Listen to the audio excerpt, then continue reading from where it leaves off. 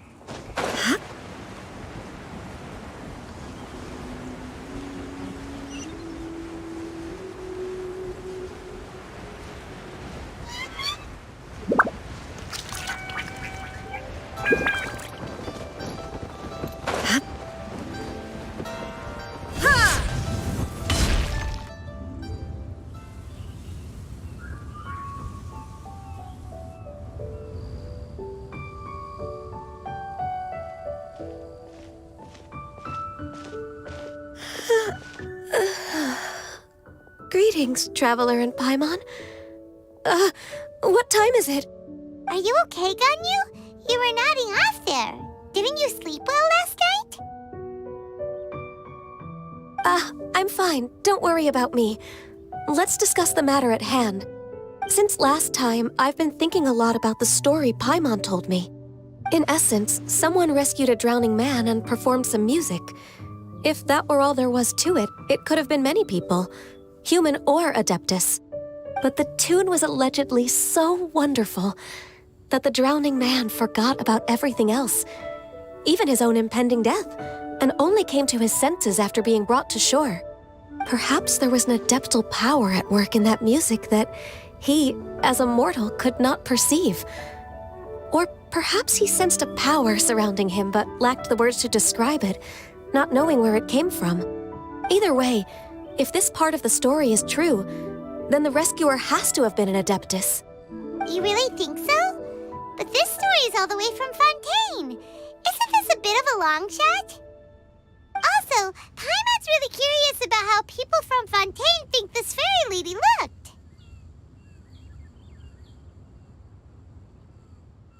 Ooh, like a crystal fly's wings? That would be pretty cool. But Paimon definitely can't imagine any of the Adepti looking like that. Actually, Ganyu, if you had to save a drowning person, how would you go about it? Huh? Me? Well, I'd get them to the shore, and then I'd probably hide behind a tree and watch them for a while. Once I was sure that they were going to be okay, I'd slip away without a sound. Got it.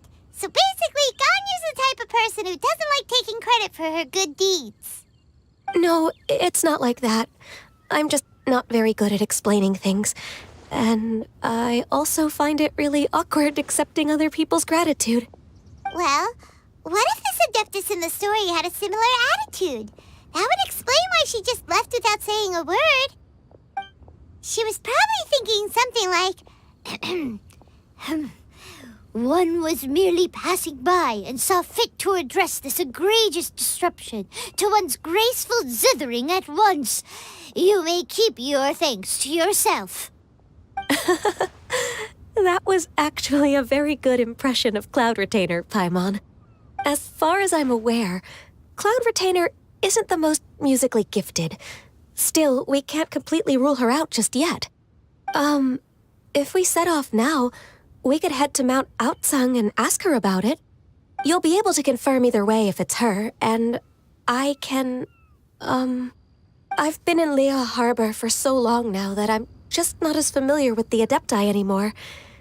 If there's anything we want to know about them, she's the best person to ask.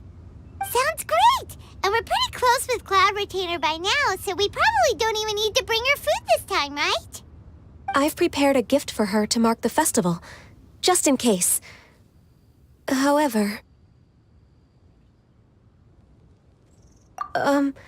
Cloud Retainer spends most of her days studying mechanisms in her abode. She's on her own so much of the time that the moment she has someone to chat with, she just... Never mind. I promised I'd help Mr. Dvorak, and now that I've made the contract, I can't be having second thoughts. Traveler, Paimon, let's set off for Cloud Retainer's abode. Seems like this is a tough decision for Ganyu, but Paimon gets why she'd be so anxious. Okay, how about this? If Cloud Retainer tries to start telling stories about her again this year, we should pipe up and change the... Wait, did she leave already? Hey, Ganyu, wait up!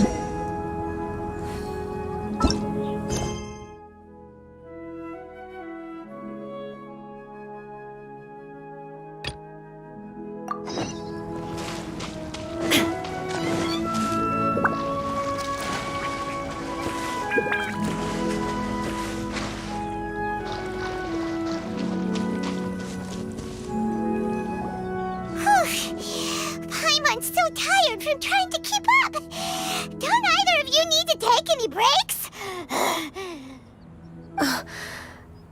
I can't believe it. Cloud Retainer is not here. Huh? Did we miss her? She doesn't like to travel, so in the past, it's always been the other Adepti who come to visit her during the festivals.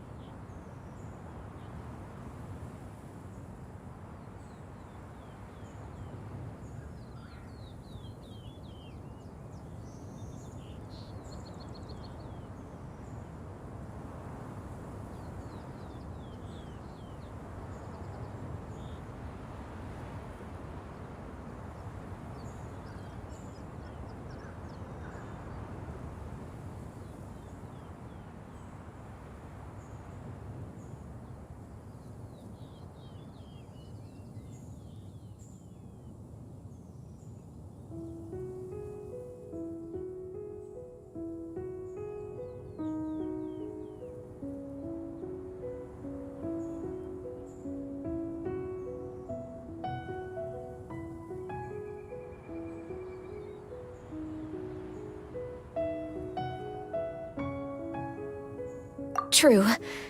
Now that I think about it, Cloud Retainer would be quite capable of taking care of anything on her own. There's no need to worry about her. Since she's not here, I guess the next step is to check all the other Adepti abodes, one by one. Uh-oh. Will it involve a lot more traveling?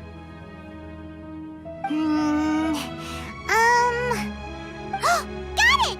Paimon has a great idea! Please go on, Paimon. Our goal here is to find the Adeptus that helped Dvorak's ancestor, right? We can't hear any music right now, but if she's really as nice as the story suggests, she'd definitely come to help anyone who was drowning, right? Yes, I think that's fair to say. So, all we have to do is get the Traveler to pretend to fall into the water, and the Adeptus will come to the rescue! You know perfectly well that Paimon can't swim! Paimon would sink like a rock!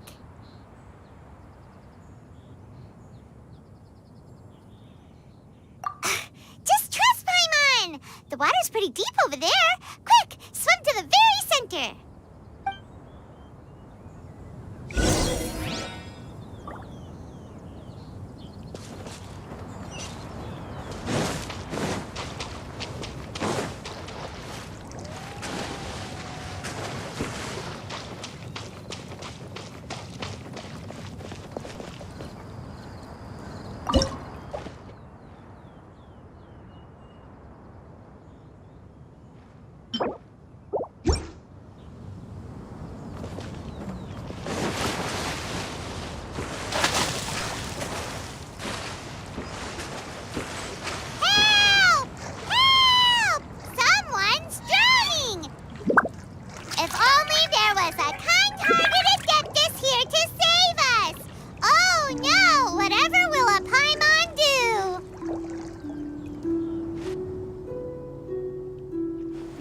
What is going on?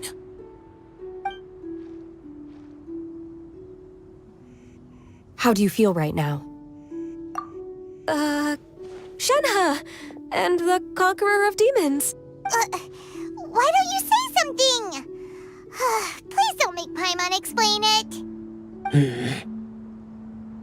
Okay, fine. Paimon will explain. We're looking for an Adeptus who's good at being a lifeguard and playing music. But if the Adepti aren't gonna stay home, then how are we supposed to find them?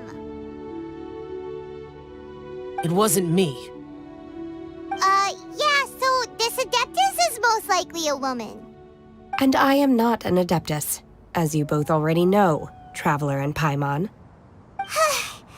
Okay, so this is Paimon's fault. No way Paimon would have suggested this idea if she'd known how awkward this was gonna be. Glad you're okay. As far as I know, the one you seek is no Yaksha. And one last thing.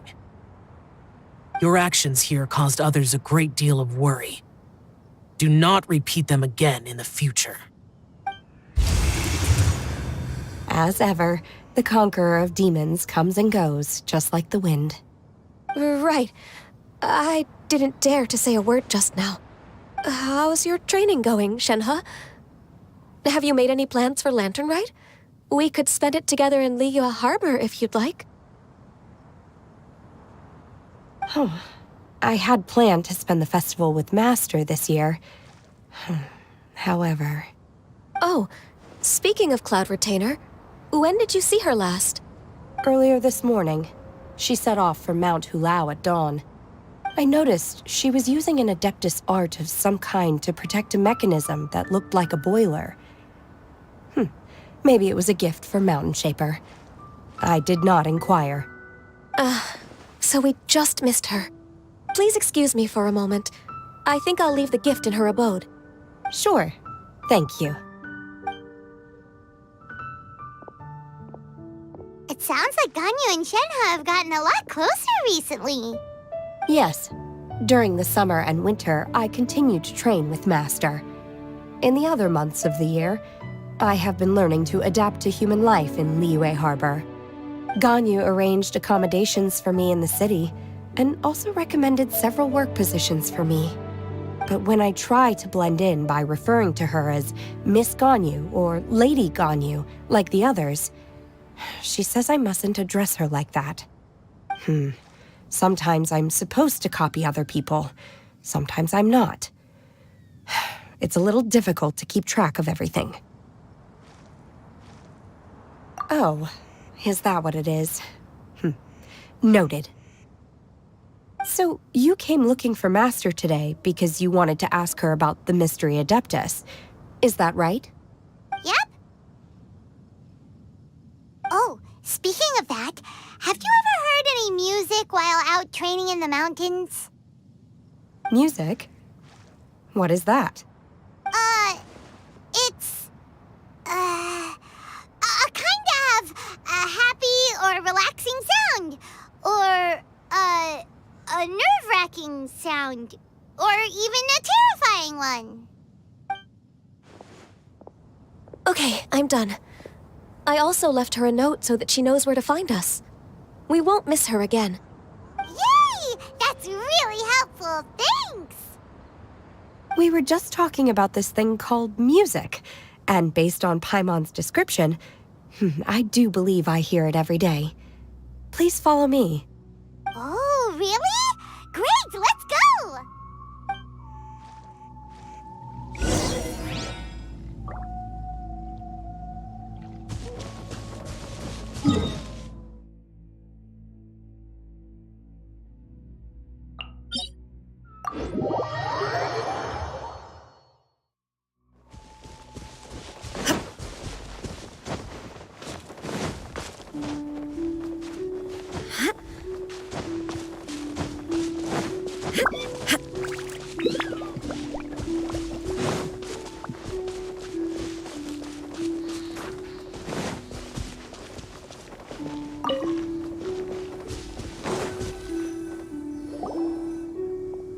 This is the place. I enjoy training here to the sound of music.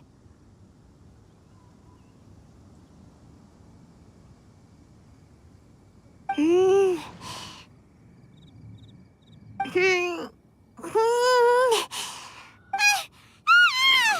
no! Paimon's gone deaf! Paimon can't hear anything! Oh, whew! Paimon hasn't gone deaf after all!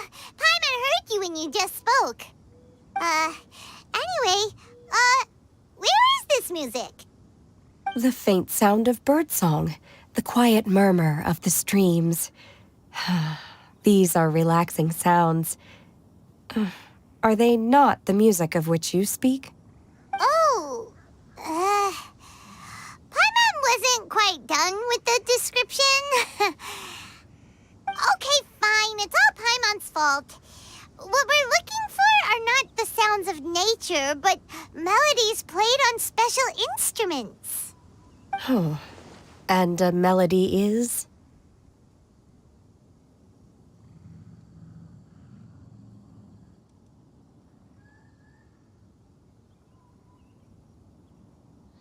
Hey, don't you patronize Paimon! Let's get one thing straight. Paimon knows plenty of nursery rhymes, but Paimon does not sing on demand without payment. Hey, why don't you just sing that one melody Shen has heard before? It'll probably help her to understand what we're talking about.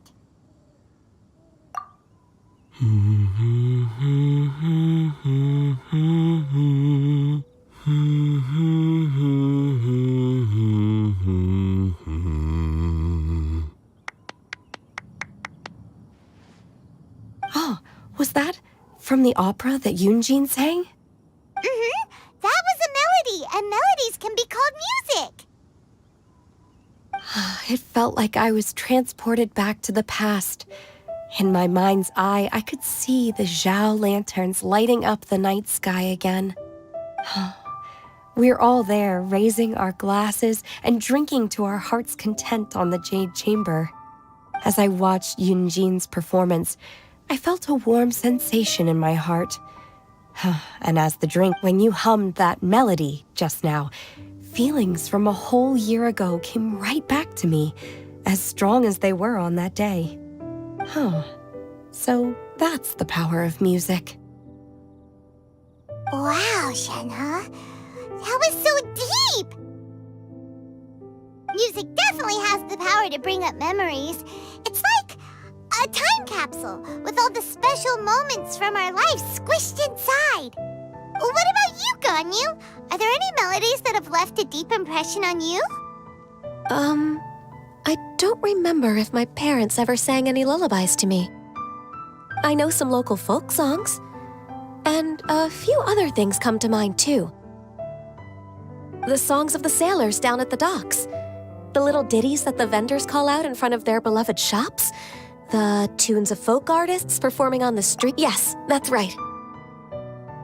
In the past, whenever I heard the sound of those tunes, I always felt that they were worlds apart from me. Nenny and Liyue probably view me as a non-human. And they are right, in the sense that I never could connect with humans' artistic expression and their sentiments. So I haven't been able to integrate into their community and be a part of their lives. At least, that's the view I held in the past. Only more recently did I start to realize that the only barriers are ones that I have erected with my imagination. The way those melodies make me feel isn't all that different from other people after all. They're about mundane details of everyday existence. Life's ups and downs, joys and sorrows. Even though we come from different backgrounds and have different stories to tell, when it comes down to the most common things that we see and experience around us each day in the city, in that sense, we're all the same. You go, Ganyu! You're really making progress. You have loads of friends in Liyue Harbor when you think about it. Okay, maybe some are more like coworkers and bosses. But at the very least, Keqing and Shenhe are your friends now, right? Yes, I am. Technically speaking, we should refer to each other by the conventional forms of address used among fellow disciples. But now that I know what constitutes a friendship, I do believe we are more friends than co-disciples. Thank you, everyone. Once the days are warmer, I would like to host you at my home in the city. Please invite Keqing as well. I've planted many types of flowers. I'm sure some of them will be to your taste. You are too kind. I couldn't possibly. Nonsense. You are my friend. I have cultivated and cared for the flowers just as you taught me. Once you've seen them for yourself, I am sure you can advise me how to do an even better job next time. I will save some for decoration. We can feast on the rest. Then, thank you in advance. Wait, what is that saying again? If you insist? Do people say that? I'm not completely sure either. It doesn't matter, okay? You got the point across. No need to split hairs. Paimon's more concerned about your idea of a girls' night out. Eating flowers? Really? Does this have anything to do with you both being the disciples of that illuminated bird?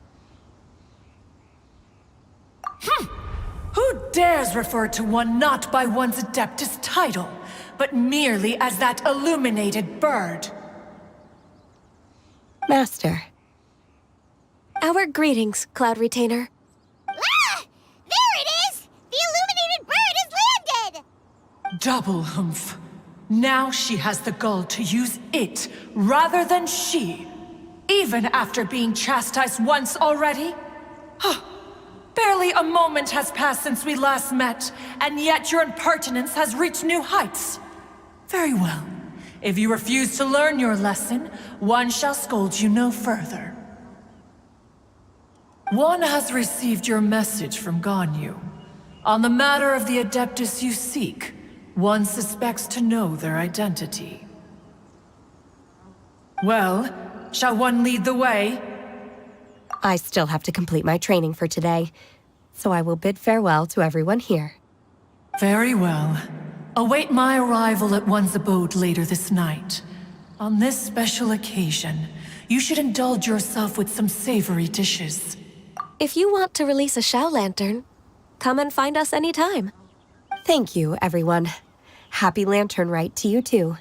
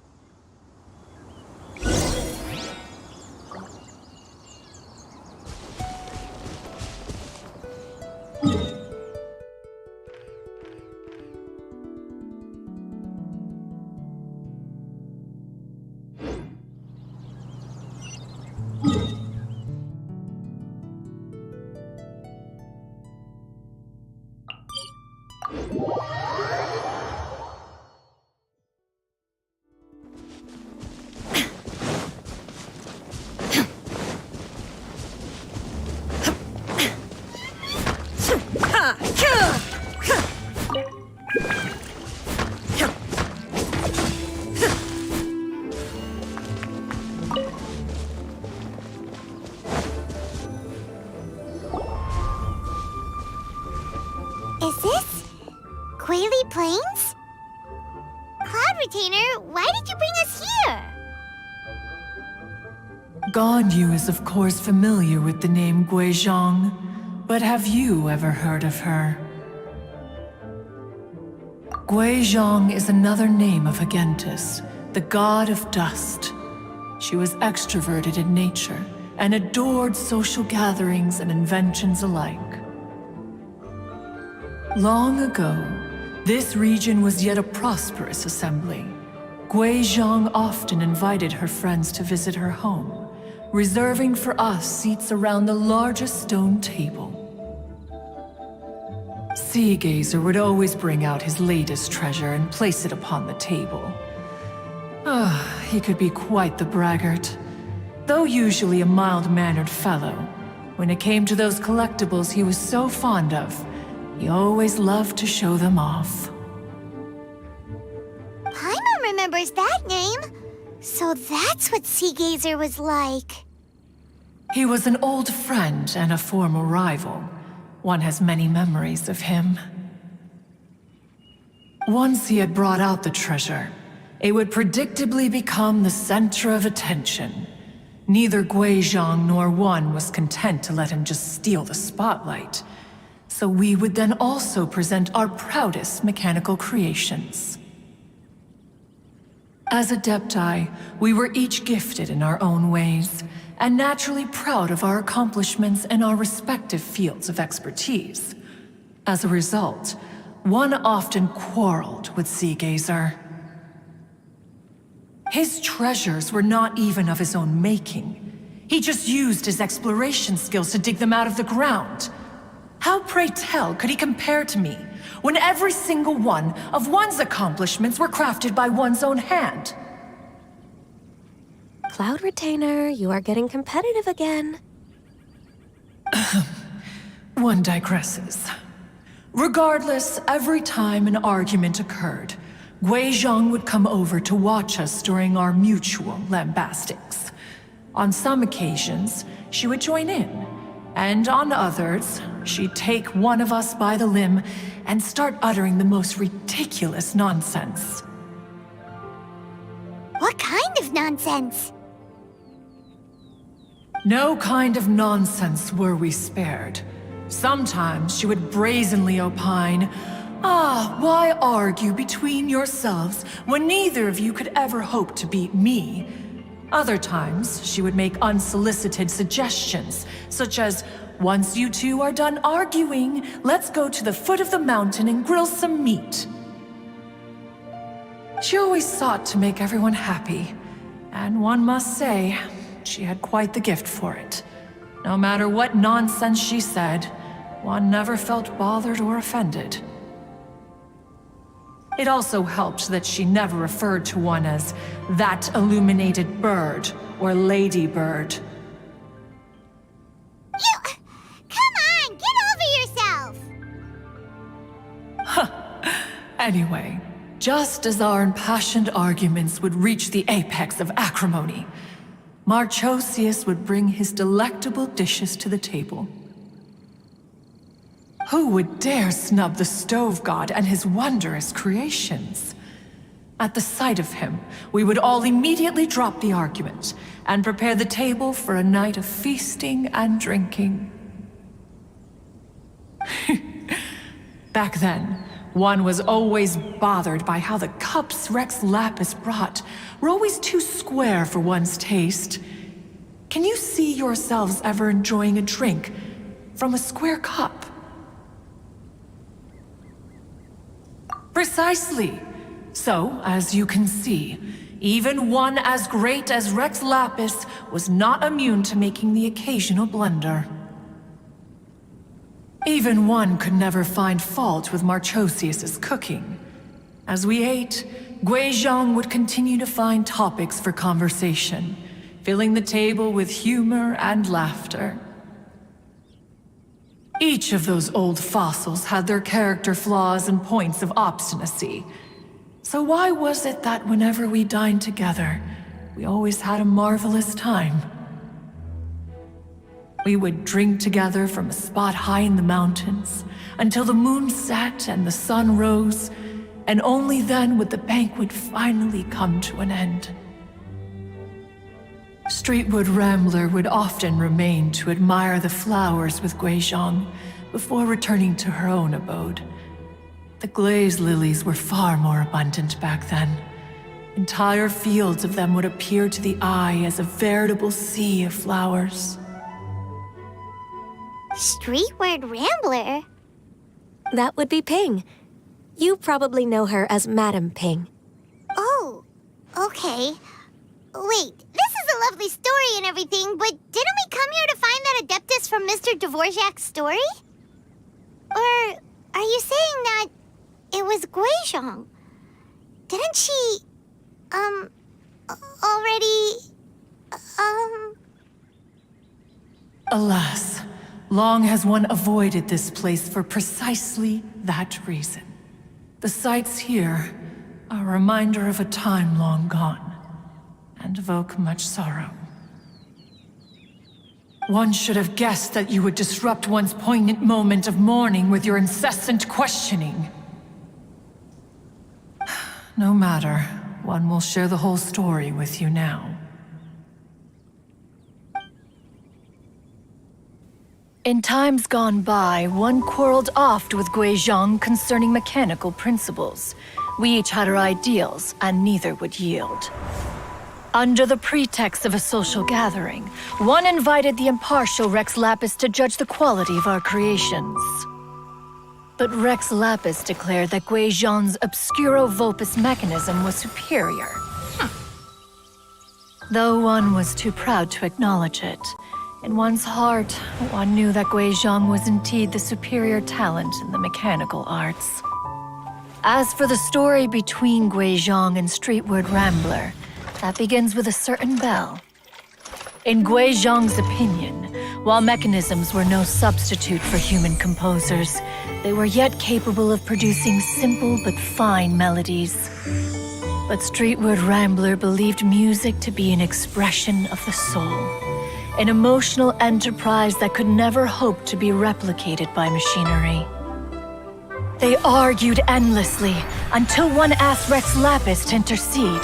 He confiscated the bell and designated it for ceremonial use. Thereafter, one would often find them convening in the mountains, discussing music, mechanics, and all the affairs of the mortal world. But these good times were not to last. War broke out between the gods, and soon engulfed the Guili Plains. Guizhong was overpowered by the enemy, and fell in battle. When Streetwood Rambler and I arrived at the scene at long last, all that remained among the ruins was her lifeless body. After this, at Streetwood Rambler's request, Rex Lapis granted her the cleansing bell for safekeeping. To honor our friend's memory, one made a few finishing touches to her ballistic device. Many lantern rites have passed since then, Many greetings and goodbyes. Upon what do you gaze? The Guili Plains? No, it's everything.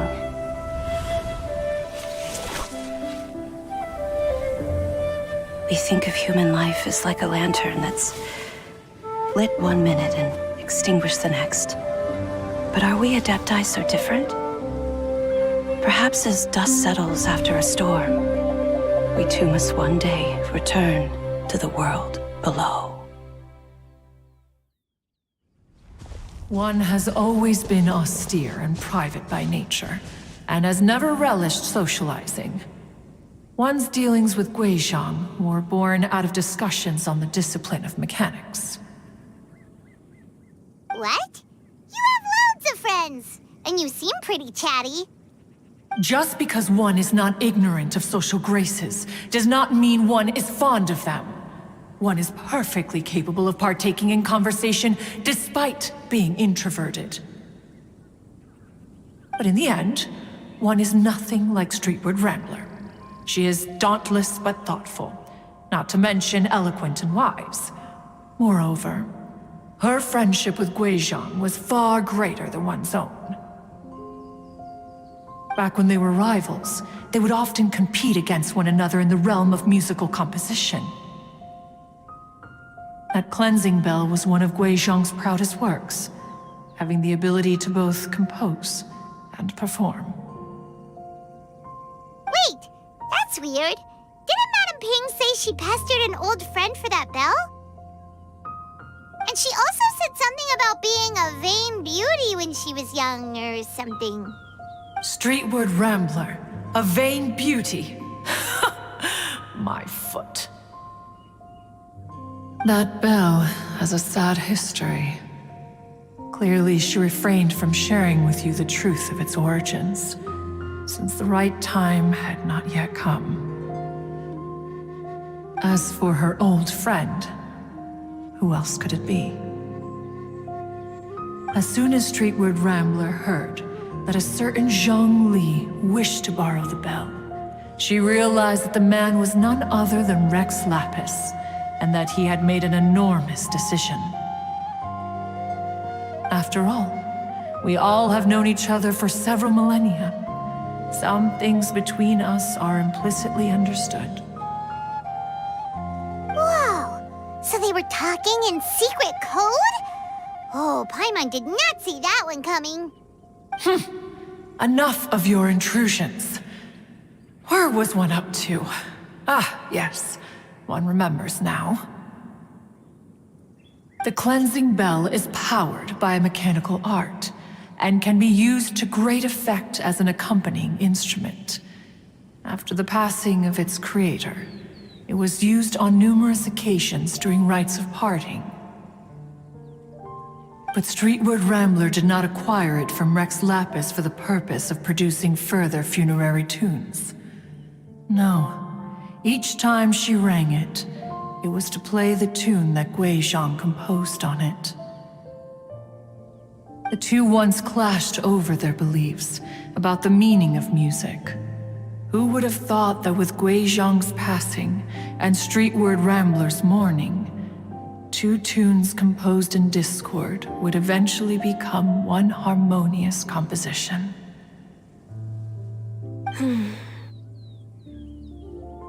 Once upon a time, Streetward Rambler also loved gatherings, liquor, and music.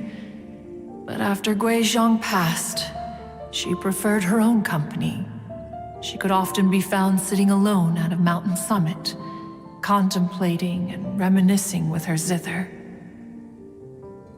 The music would go from mournful to soothing to impassioned. Many years passed before she finally composed a melody to her satisfaction. In celebration, she played the tune to the clouds. Regrettably, one has only ever heard her play that tune once. Which brings one back to the matter you've been investigating. Perhaps it was during that performance that the ancestor of your Fontaine friend fell into the water, and was saved by Streetwood Rambler. But if she was so happy with the melody, why would she only play it once? One was also greatly perplexed by this.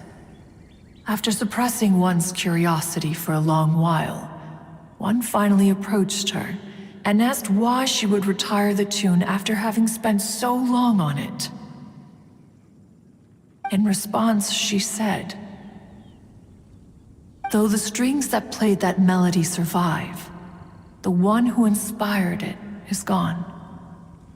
Tell me, Cloud Retainer, when the one attuned to my soul is no longer here, who else could hope to understand this tune?" Aw, poor Madam Ping. I just remember being taken care of by you when I was young. Once the Archon War came to an end, I stayed behind in Liyue Harbor to honor my contract. Although I met Guizhong a few times, I never knew anything of this particular story. Guizhong was quite the visionary, but tragically passed before her time. Her manuscripts still lie unfinished in the realm of clouds. Blank pages give one cause for contemplation on what might have been. Had you not decided to search for that mystery Adeptus, perhaps these stories, too, would have been lost to the sands of time. As of now, you know the truth. That the Adeptus who rescued the drowning man was none other than Streetwood Rambler. Do you intend to discuss this with her?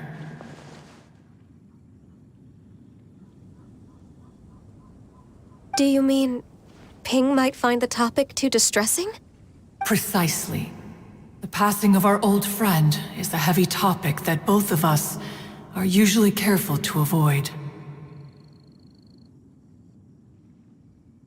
If I may be so bold, Cloud Retainer, could it be that this is just your own personal opinion? Oh? How so? I've been in Liyue Harbor for quite a long time now, and I've witnessed many farewells along the way, so I too am well acquainted with the pain of the passing of a loved one. But this doesn't bring the city or its people to a standstill. They have to keep moving forward. Someone as perceptive and wise as Ping will surely have come to understand and embrace this. Though these immortal mountains have lost an Adeptus, the harbor of mortals has gained a wise elder. No loss can ever be undone, but there is always much that can still be gained. Ping has helped countless people, and will guide many others in the years to come. And all to whom she extends a helping hand become her friends. People she can admire flowers and discuss music with. Though it is heartbreaking to lose a kindred spirit, life goes on, because there are new friends waiting for you further down the road. We even asked Madam Ping what she thought about adding a music festival to this year's Lantern Rite. Oh, when we get back, why don't we just ask her if she'd like to perform? Maybe we can even get her up on stage. You youngsters and your imaginations. Why don't you come with us? It's been a long time since you last spoke with Ping, and Liyue Harbor is always decorated so beautifully during the festival period.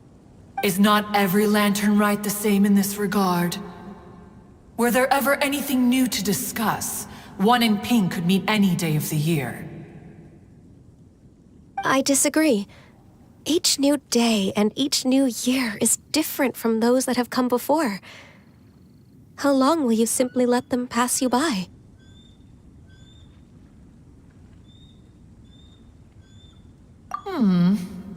The edibles she brought this time were indeed quite delectable. Very well. Then one will be off. If the other old fossils have sneaked away into the city to amuse themselves, one shall soon find out. All right. We should be getting back to the harbor as well. We don't want to keep her waiting. Once the Guili Assembly, now the Guili Plains. Say, if we planted flowers there and cared for them carefully enough, do you think that one day we'd be able to recreate the sea of glaze lilies? Allow one to take back one's praise from a moment prior. You are still far too given to flights of fancy, child. What? Cloud Retainer? You were still listening? One observed that you were making no effort to leave, and returned to chasten and hasten you. This time, one is departing in earnest.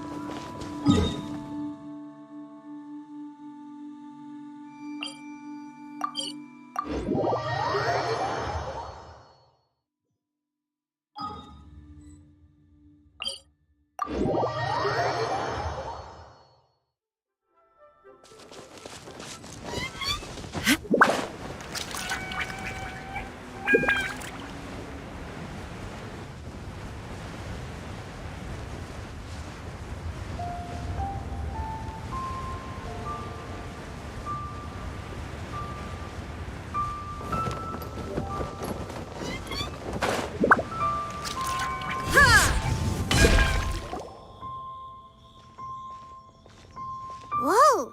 Madam Ping? And Cloud Retainer? It appears you made haste after all. One arrived but moments before you. Oh, bless my soul. To what do I owe the honor? How nice of you all to come and visit me.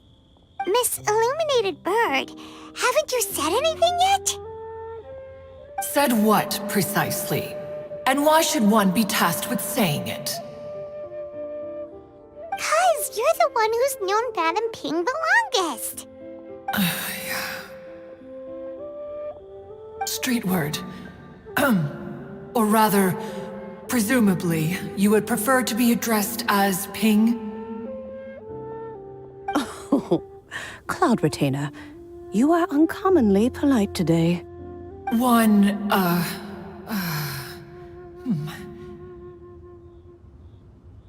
Given that Lantern Rite is almost upon us, the weather in the city is most pleasant, and a sweet floral fragrance lingers in the air.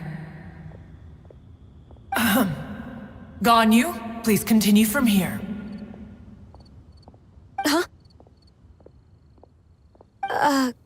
All right.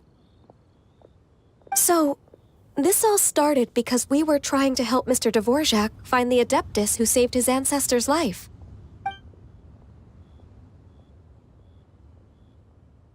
Cloud Retainer informed us that the one who played that melody and rescued the drowning man was none other than yourself. Let me think. Yes, I do believe I recall that encounter. What a long time ago that was. I'm surprised that you still remember it. Even more astonishing, perhaps, is the fact that this story has survived this long at all, when mortal lives are so very brief. It appears that she has proven herself right once again. Who's she? We like to call her Guizhong. From the look in Cloud Retainer's eyes, I sense that she has already told you all about her. Albeit reluctantly, one might add. There is no harm done. After all, Lantern Rite's very purpose is to commemorate the heroes who gave their lives for Liyue. Although Guizhong did not live to see the splendid sights of today, she was as much a hero as any other. So how has she proven herself right again exactly? Once upon a time, she said to me that humans were a weak form of life that she wished to protect with her wisdom. But as she interacted more and more with them, her opinions on them began to change. She marveled at the beautiful complexity of their spirits, the sheer splendor of all they could accomplish through their hard work and intelligence. She told us that to underestimate human potential would be to make a grave mistake. With the smallest amount of guidance, enormous power can be unleashed in them, and a human who has reached their full potential may well be her equal. Someone who could have as much to teach an adeptus as to learn from them. She always had a way with words. That her mechanical accomplishments were judged superior to one's own was, one suspects, in large part due to her sheer eloquence. Speaking of mechanics, Cloud Retainer, do you still remember that potted plant mechanism? The one that the two of you gave me as a gift? Of course. Guizhong and one both put an immense amount of effort into that gift. It would be no overstatement to call it a testament to each of our individual technical genius. As Guizhong once said, it takes every blade of grass and every flower to make a homeland. When I see the sight of Liyue Harbor before us today, I am reminded of this. Madam Ping looks very emotional right now.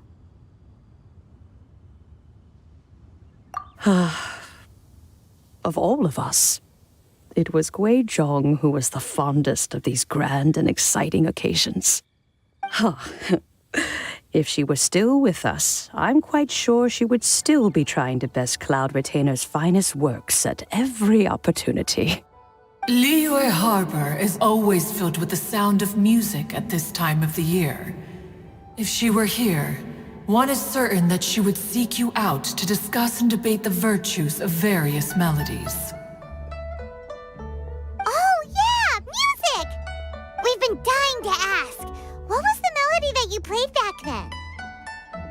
Oh, also, with you being such a music expert and all, why don't you join the concert as a performer? I can make arrangements right away. Oh, as much as I don't wish to dampen your enthusiasm, it's been a long time since I played this zither. My fingers don't have the dexterity they once did, and whenever I play that tune, it always reminds me of her. I start wondering what she would think of the changes I have made to her melody. There was a period of time whenever I started strumming, it almost felt like she was back again. Sitting right there on the stone stool next to me, chatting away. Skybracer and Seagazer too, looking just like they did in the old days. No matter how much time goes by, the moment that melody starts playing, it transports me right back to that time in my memory. So the past still weighs heavily on your heart? Well, I would be lying to myself if I claimed to have completely moved on.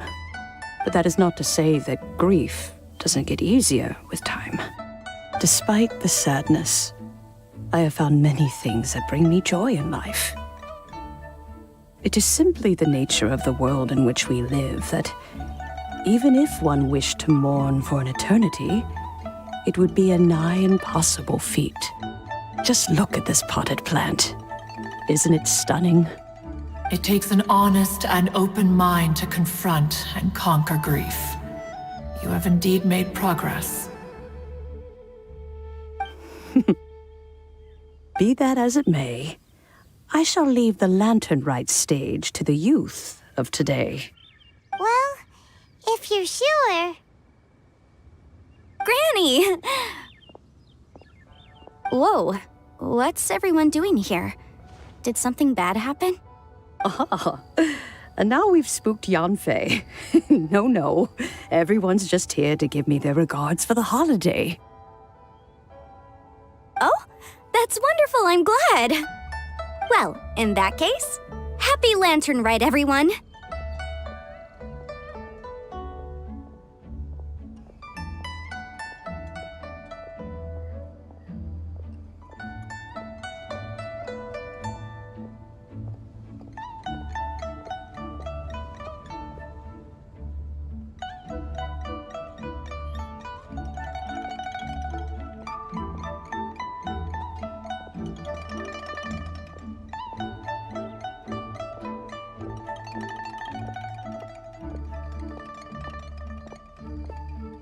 happy lantern ride. Oh, I just remembered that I have some, work to do at Yuehai Pavilion that I need to discuss with Yanfei. I haven't been able to find a chance until now. I will leave Mr. Dvorak in your capable hands. Cloud Retainer, Ping, we will be off for now. Huh? Does it have to be right now? Which case is this again? Hey, Ganyu! It seems Ganyu still has much to learn when it comes to the art of deception. What a pity. She has learned nothing of one's ability to carry a conversation. Since it's been so long, Cloud Retainer, why don't you stay? I'll make a cup of tea and we can chat a while. Gladly. This was one's intention as well. When you next see the Fontaine musician, please give him my regards. I'd like to wish him the very best with the concert. You got it, Madam Ping. Thank you all. I think you've listened to enough of my nattering for one day. As for that melody, I will play it for you all another time. Goodness knows I need to practice it first. Wow, that'd be great! We'll look forward to it. When that time comes, wherever her spirit may be among the countless grains of sand and specks of dust between the harbor and the mountains, perhaps she will look at the Liyue of today and steal a smile when she sees the prosperous land that it has become. All right, let's go tell Mr. Dvorak the news.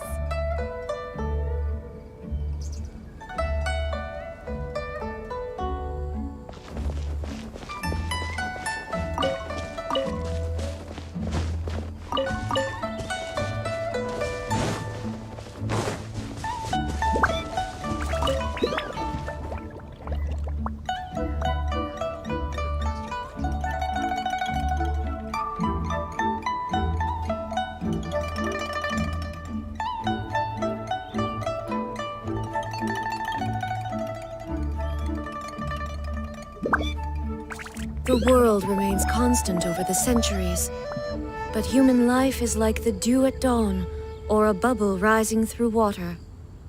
Transitory. What if Master finds out?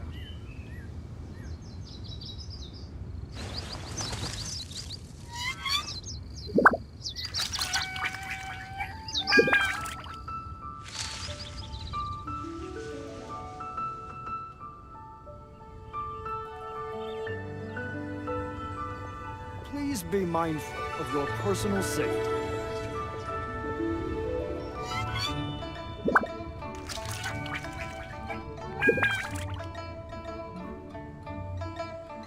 All the world holds dear is but a backdrop of constant motion. I stand before it, alone and unchanging.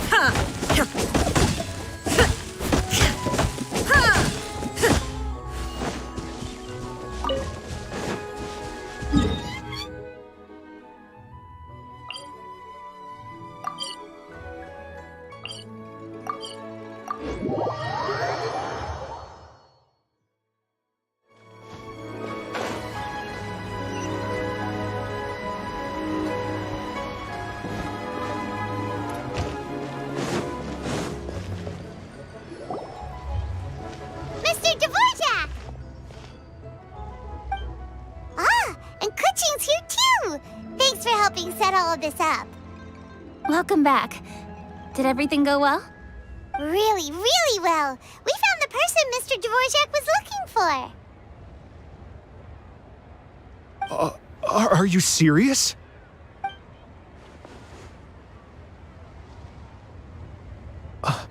I see. So the melody my ancestor heard was an adeptus remembering her late friend? That certainly explains why it was such a powerful and poignant tune. Huh. That's a really interesting first reaction. Guess that comes with having a musical mind. I have to say, though, it's hard to believe that the fairy from the tale is now an elderly granny. Oh, Paimon knows exactly what you mean. Normally, Adepti don't age at all. But Streetward Rambler, or Madam Ping as we know her, probably only became old because it's what she wanted for herself.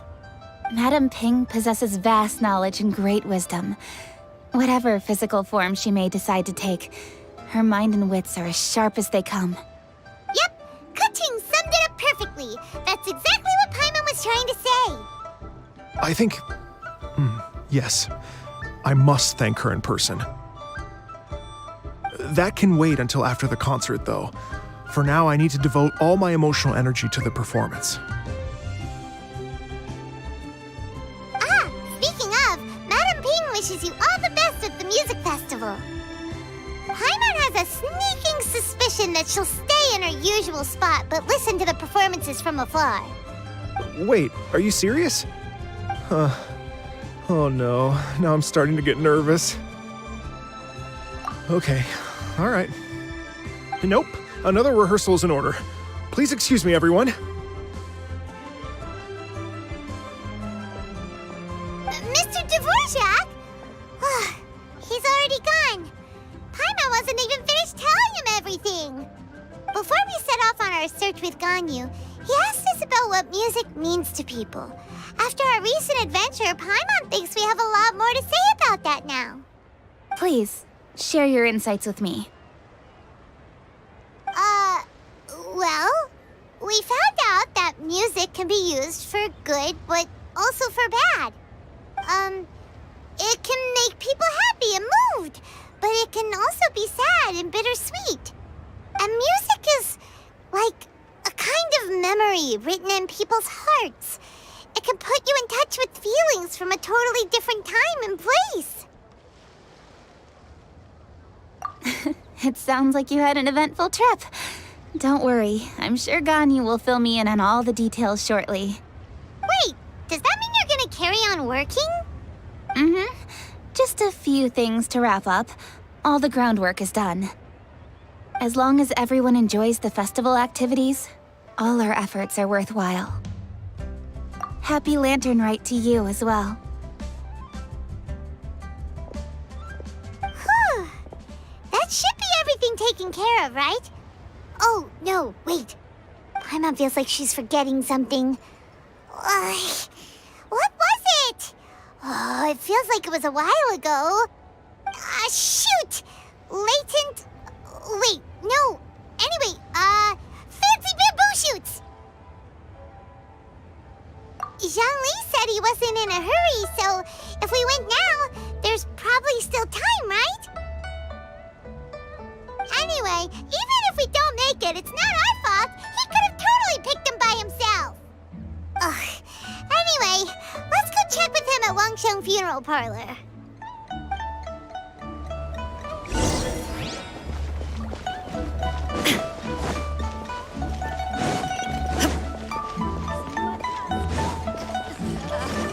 Join the Adventurers Guild. You'll have a blast. The key here is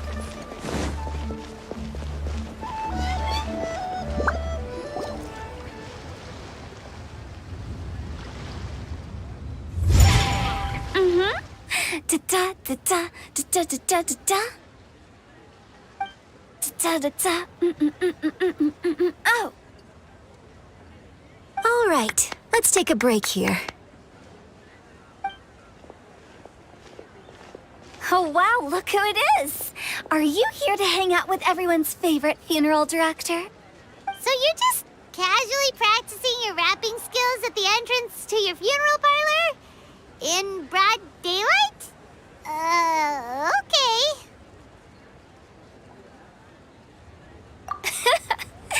After everything we've been through, You don't see me for a hot minute, and you're back to being scared of your own shadow. We have all this open space, a clear view of the mountains behind and the sea in front. Not to mention we have several invisible audience members enthusiastically cheering us on. It's the perfect spot to rehearse. Invisible audience members? Gotta say, it took me a few days to get used to Director Who's way of talking. Xinyan was pretty spooked too when she first got here. Just like when she sees a frog, but a giant frog with sharp teeth. Come on, knock it off. What's wrong? I've never seen someone look so confused before. Well, don't worry, because Director Who's here to explain it all.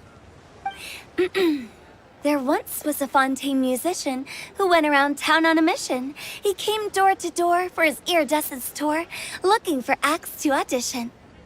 With my words, Xinyan's chords, and Yunjin as our mentor, we'll take the stage by storm with flames roaring and the whole audience calling for more. For sure! The whole dance floor will be yelling encore! Encore! Oh, now Paimon's rhyming along. But when you say flames roaring, are you sure this'll be safe? Oh, don't you worry about that. I'm pretty experienced on the stage, and I've already informed the Yuhong of all the pyrotechnics we're planning on using. Huh. Guess we'll just have to trust Xinyan on this one. Oh, Zhongli. He took one of those fancy meal boxes and set off for the mountains. Said he wanted to pay a visit to some old friends. It's a real pity that he couldn't be around for this. As well as being a true connoisseur of traditional art forms, he's able to appreciate Xinyan's performances too. Yeah, that's right. Matter of fact, he was the one who first invited me to perform here. To tell the truth, though, I never thought I'd really find myself rehearsing here one day. Well, now you know. The Wangsheng Funeral Parlor is a great location. All of you are always welcome to come and hang out here, especially if you're in the mood to try something new. I can speak to that. Hu Tao is always full of fun surprises. And jump scares. Actually, Xinyan, I have some lyric ideas for your part. Do you want to go through them together? Oh, sure thing. I'm all ears. Oh, Traveler in Paimon, I believe Zhongli was heading to Mount Hulao, so make sure you're hiking up the right hill. When you see Zhongli, please pass on this message to him.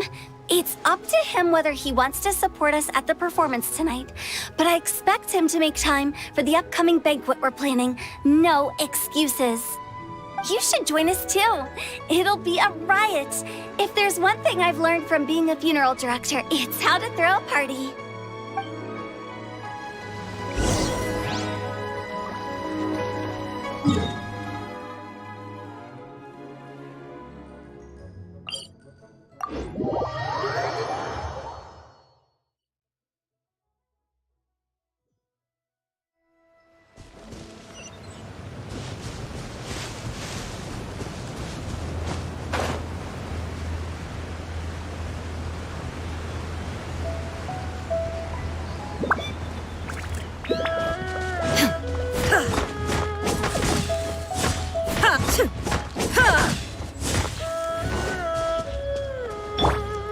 Let's light it up!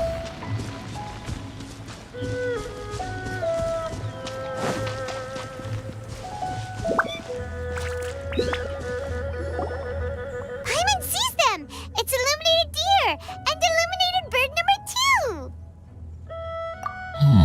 2! A familiar face.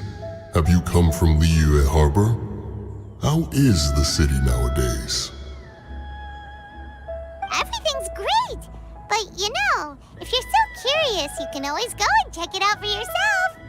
In fact, Mooncarver has been taking many walks on Mount Tianheng in recent times. I believe the sights of the city are quite familiar to him. Zhongli! Here you are! We've brought the bamboo shoots you wanted. Impeccable timing.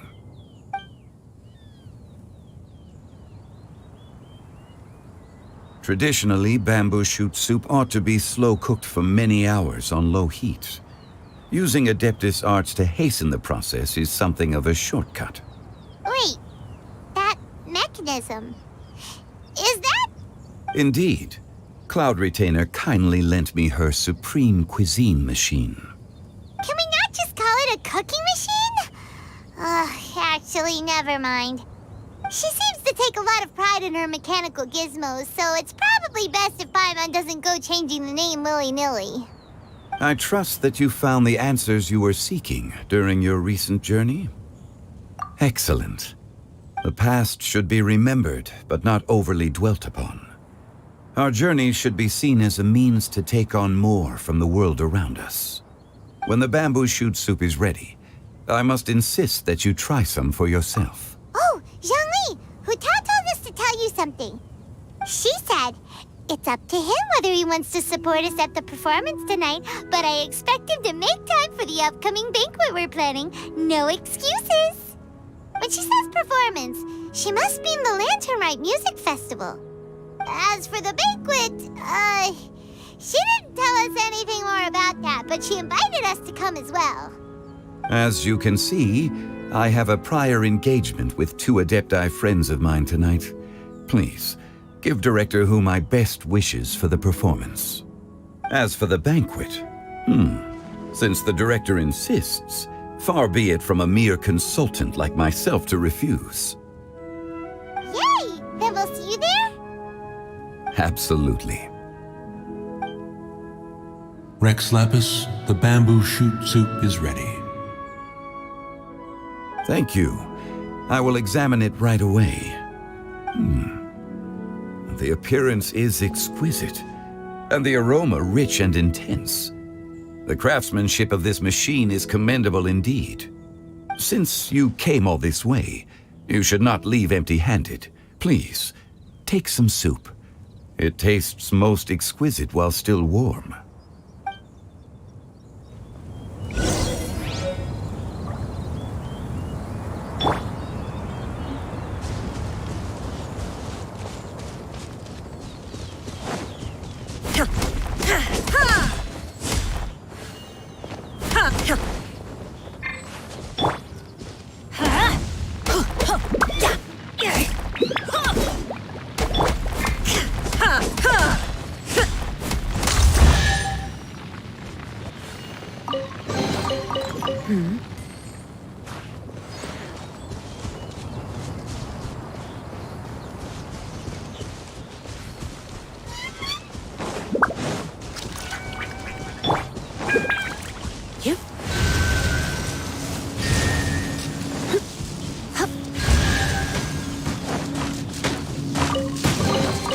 No pain, no gain.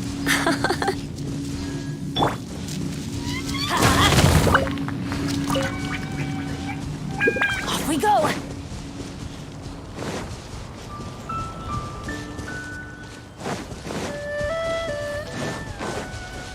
Let's light it up!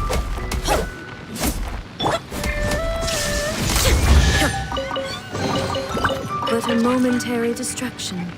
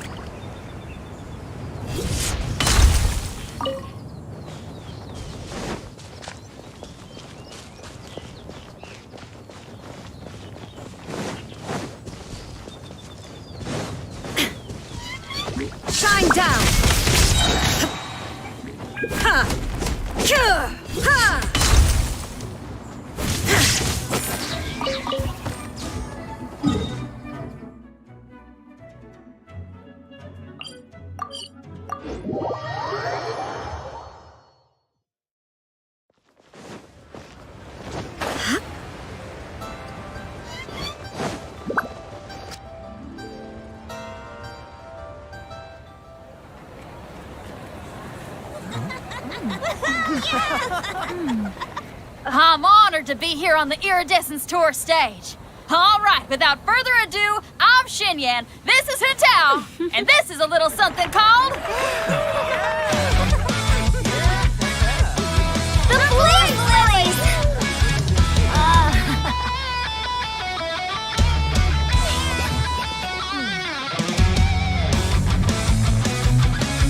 I'm up here blazing trails through the midnight sky, lighting up the world below. And when the crowds all hear my voice, they'll meet the spirit of rock and roll! Let's go! Hey, you butterfly, you two buzzing by, guiding your way to the afterlife, opening the path without a fright. Oh! I'll light the fire, watch it blaze across the universe. I'll spit my rhymes, watch you step, or you'll get burned! Hey! Woo!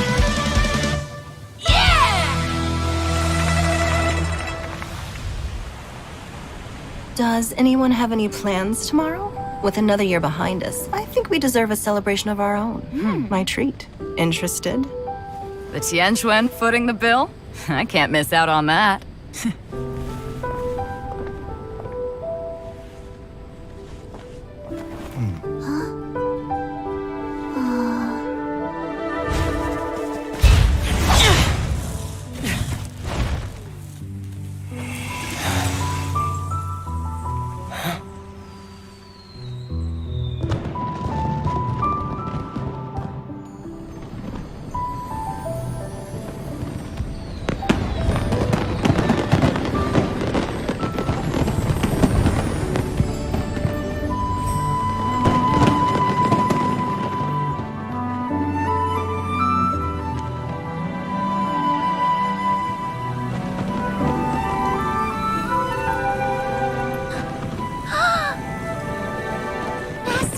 Master, listen!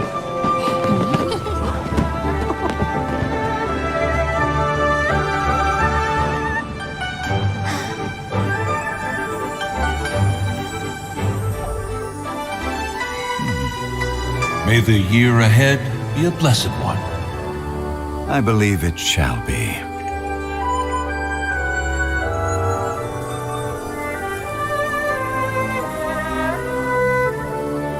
Master, the Xiao Lanterns, Elementary. One shall fashion for you a Xiao Lantern the likes of which the world has never seen. And you must take it to Liyue Harbor to display its magnificence for all.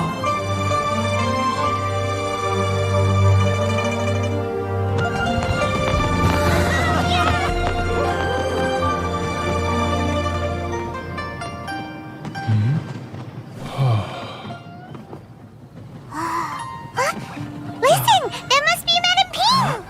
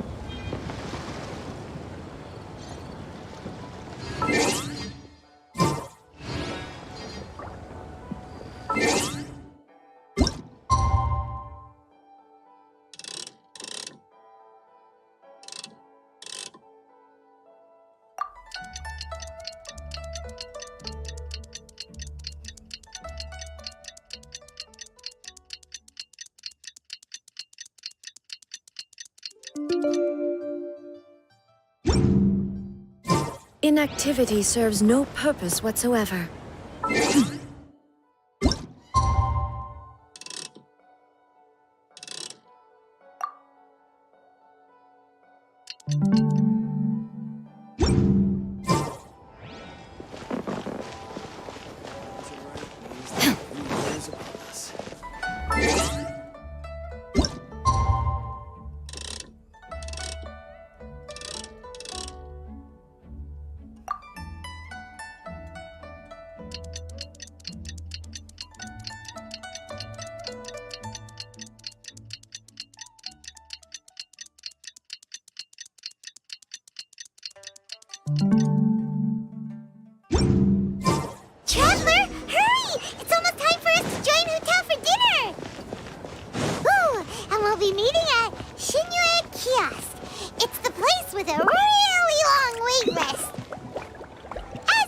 expected of the parlor director. Always so generous. Come on, let's go.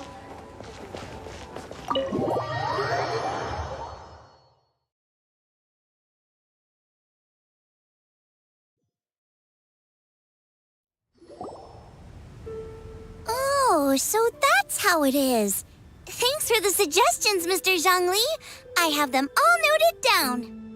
I've long heard that your knowledge encompasses all things old and new, Mr. Zhongli, but I never knew that you were well versed in the art of cooking, too.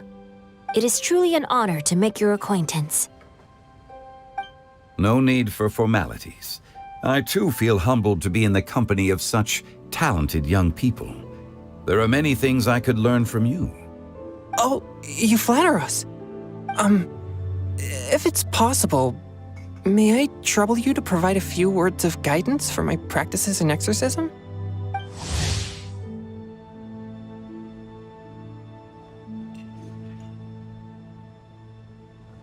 Exorcism?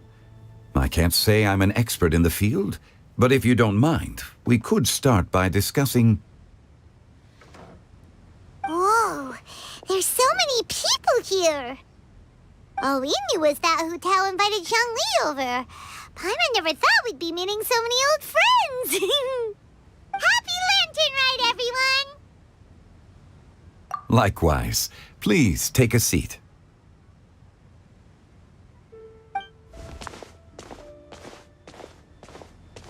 Happy Lantern Rite! Are you having fun? Me too. I've seen Xinyan perform before, but this is the first time I've watched something like this. I heard that the audience loved it too, and she's been receiving quite a lot of performance invitations lately. She's more busy than ever, and Yoonjin's gonna help her. Yep, and they asked us to pass on their season's greetings to everyone. They hope we'll have a wonderful gathering. The performance was spectacular indeed. However, it gave Xiangling a huge burst of inspiration, which in turn gave us a bit of a headache. Us? Did Xiangling ask you to try out her dishes too? That, my friend, is beside the point. Watching you eat was enough for me. Come to think of it, I probably shouldn't have burdened Chongyun with eating my share too. Hold on, Xiangling came up with a new recipe? Let Paimon try! See? Someone here knows how to encourage people. Thanks, Paimon. Oh, and I have to thank Mr. Zhongli, too. He gave me lots of useful pointers that really drove it home for me. Oh, so that's what you were talking about before we arrived. Yes. Since we'll be dining together, the topic of our conversation naturally revolved around cooking. Xiangling's ideas are truly unconventional. Her choices in both ingredients and spices are comparable to a melody dancing on the tongue. My suggestions were nothing more than the icing on the cake. Oh, the two of you always deliver. Now I'm getting embarrassed.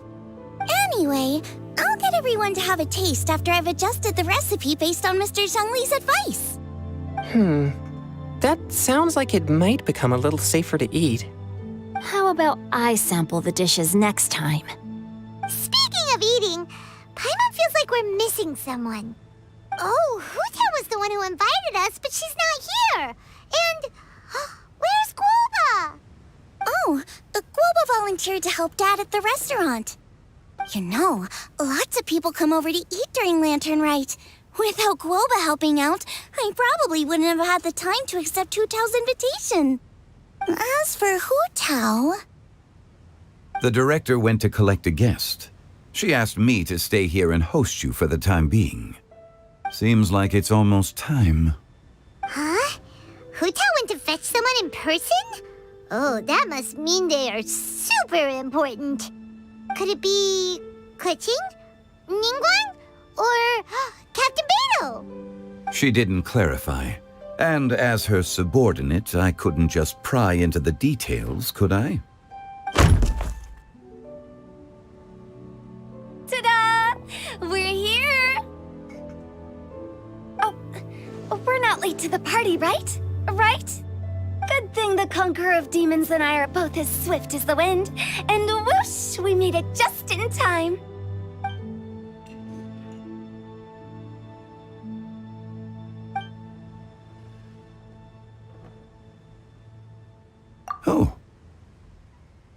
I see. So the important guest is the Conqueror of Demons. I've been looking forward to meeting you. The director didn't mention anything when she invited us. What a pleasant surprise. Gathered here with us tonight are not only young and accomplished individuals, but also the protector of Leo's peace, Adeptus Alatus. To convene here with all of you is indeed a great honor.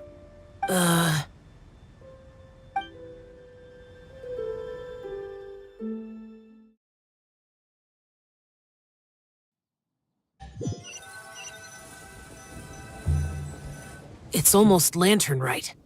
Yet you took all the trouble coming here. The director has a way of making it difficult to decline. Rex Lapis, may I ask what troubles you? The director asked me to buy sesame oil in preparation for the celebrations. Huh. Then why would you come all the way to Wangshu Inn? I had a pleasant chat with Chef Yenshao and received some spices from him. And, see? Here's some matsutake and a portion of ham. What about the sesame oil? It's a shame. I couldn't find the kind the director was looking for.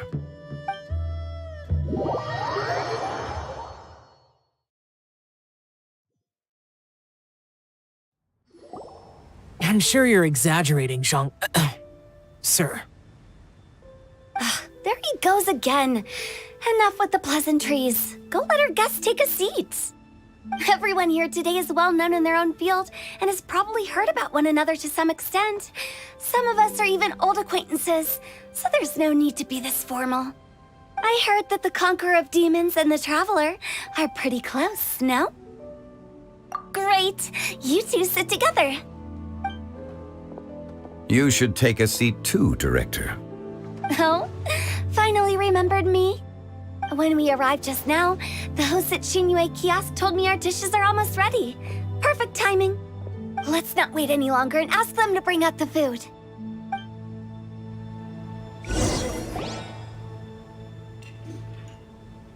Paimon would have never guessed the person who Tao went to fetch was Xiao. Oh, that's also the first I've heard of the Traveler and Paimon being friends with the Conqueror of Demons. You know Xiao Chu? Knowing is a bit of an overstatement. I've always looked up to him. You might not know this, Paimon, but we exorcists have worked in close collaboration with the Conqueror of Demons for many generations, dispelling evil together, both in the open and from the shadows. Hard to imagine that thanks to Hu Tao, I've finally gotten the chance to meet him. Conqueror of Demons, I'm honored to make your acquaintance. Likewise. It is a great honor indeed to have a chance to meet the legendary Conqueror of Demons. Changyun has brought that name up quite a few times in the past. I remember you mentioning wanting him to understand the importance of exorcists. We know each other too. He helped try my dishes during the Masterful Chef's cook-off. I didn't think we'd have the chance to meet again. Happy Lantern Rite! No anecdote, however, compares to meeting you in person. I'm Xingqiu, Shangli and Changyun's friend. The pleasure is all mine. Whoa, everyone's getting all formal and polite all of a sudden. Paimon doesn't know what she should say anymore. Adeptus Xiao, mighty Conqueror of Demons, please accept Paimon's greetings too. Belated Happy Lantern Rite. Paimon tried very hard to look for a fancy word, okay? Don't be too harsh on Paimon! There's no need to be so polite. You're right. This was meant to be a nice little get-together between friends after all. Too much formality kills the atmosphere. I didn't plan this gathering only for everyone to walk on eggshells. Hiya. What's your true intention then? A little get-together between friends, sipping the finest tea and watching lanterns float into the sky, bidding farewell to the past and embracing the present with joy. And that is something our consultant would say. I think it deserves a standing ovation. Indeed. Exceptional acting skills, Director. As for me, I'm just here to have fun and treat everyone to something good. We all worked really hard this year, whether traveling or guiding, cooking, helping with the family business, exorcising evil spirits, or conquering demons. And of course, our consultant, who's been helping out at the parlor every now and then. Everyone has done some pretty amazing things. As the one who brought everyone together, it goes without saying that I'm the one most deserving of praise. Huh? Sounds kind of self-important, but Paimon thinks it's pretty amazing that she managed to talk Xiao into coming. He rarely ever enters Liyue Harbor after all. It wasn't as complicated as you think.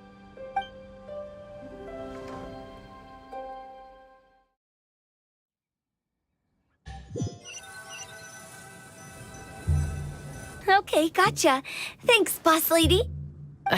It's not boss lady, just boss. And there she goes.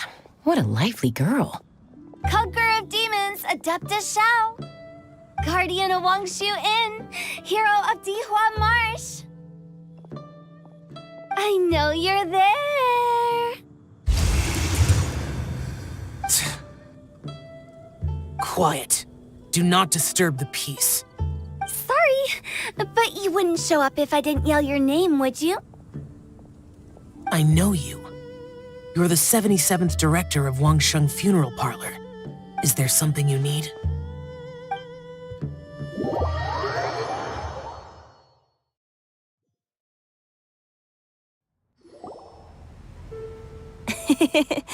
That does sound like one of Hu Tao's antics. Did the Conqueror of Demons agree to come so that Hu Tao would stop pestering him? There might be other reasons. Smart guess. Huh? There's more to it? It gets pretty boring from here on. I talked about the funeral parlor's past relationships with the guardian yakshas. You know, just to be sociable. In the time of the Archon War, disputes were frequent, and disaster overtook the land. Humans couldn't escape from the torment of the plague, nor could they escape death. The Adepti vanquished the demons, the Millelith fought valiantly, and Wangsheng Funeral Parlor was responsible for purifying the diseased and sending off the spirits of the dead. That is how the border between life and death was maintained during the war. And it effectively prevented further incidents from happening. That's right. 1 point for the consultant. But despite our deep-rooted connection, it still took me quite a while to actually convince him. You know him pretty well, huh? This matter is out of my control, so I need to be cautious. True, but I've kept that in mind too. That's why everyone here today is in one way or another acquainted with elemental power. Besides, it'll only be for a short while as we dine together. There won't be any lasting consequences. But I didn't expect there to be so many people.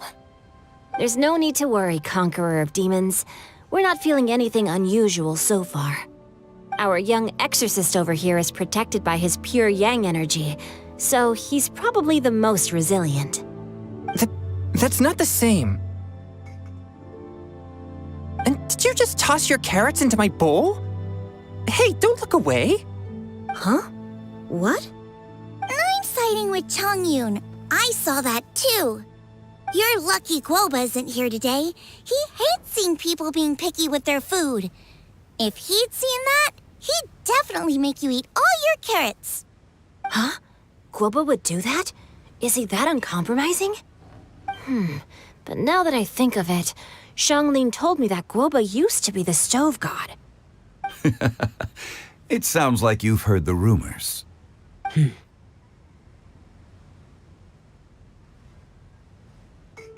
I'm doing fine. Not long ago, before Lantern Rite, I met an old friend. Thanks to his help, things have been a lot more stable than before.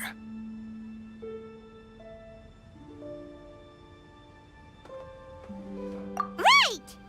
Wait, what?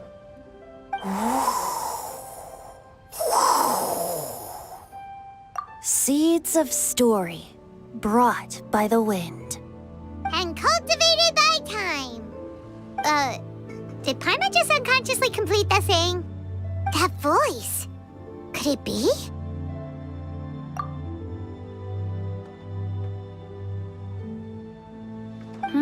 If I'm not mistaken, there's someone knocking at the door.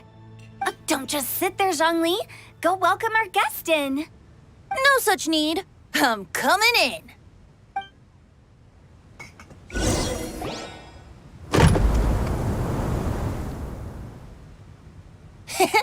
You finally let me in. Hello, hello. No matter if we've met before or not, this moment marks a brand new encounter. Old friends and new. Happy Lantern Rite. Oh, it's the tone-deaf bard. Oh, he seems to carry a valiant breeze wherever he goes. It looks like we're gonna be friends. Fate has brought us together, so come on, take a seat and be my guest. Help yourself. Oh, I'll ask them for another set of cutlery. This young lady here is as bright as a fresh bouquet of flowers in the morning's rising sun. She no doubt is the one with the most authority here. Whoa, these dishes look amazing! Is it really okay for me to join in? All right, I'm digging in! Huh, it's you! Oh, isn't this Genyu? Genyu? Yep. Now that I've taken a closer look, you're a fan of Genyu's works, aren't you? I met Xingqiu at a light novel convention. How I wish we'd met sooner. I never expected that there'd be another person in this world who could interpret Genyu's new novel as thoroughly as I could. Venti, you're being too humble.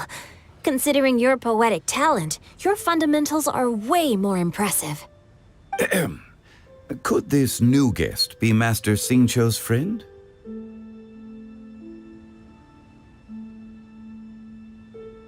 Yeah! Xiao, you remember me too, right? We had a chat not long ago. Yes. Monsters become more active than usual as we get closer to Lantern Rite. I was patrolling Dihua Marsh a few days ago, when I happened to run into this... You've already forgotten? I'm a bard, remember? And bards go around singing wherever they like. Oh, right. And this bard was performing in Dihua Marsh. It was a moving melody, and it made me feel relaxed and at ease. I couldn't help but stay and listen. Thank you for your patronage. I understand now, too. I'm Zhongli, currently working at the Wangsheng Funeral Parlor. It's a pleasure to meet you, new friend. And I'm his boss. Oh, and if there's anything unsatisfactory, let me know anytime. That's very considerate of you. Oh? No wonder. Only a boss as savvy and reliable as you would be able to hire such an impressive consultant. Oh, you're too nice, Venti. Not to brag, but our consultant truly is impressive. His knowledge extends across the stars and the land, and there's nothing throughout history that he doesn't know. From the sophisticated way he speaks, it's hard not to suspect that he could very well be an adeptus in disguise.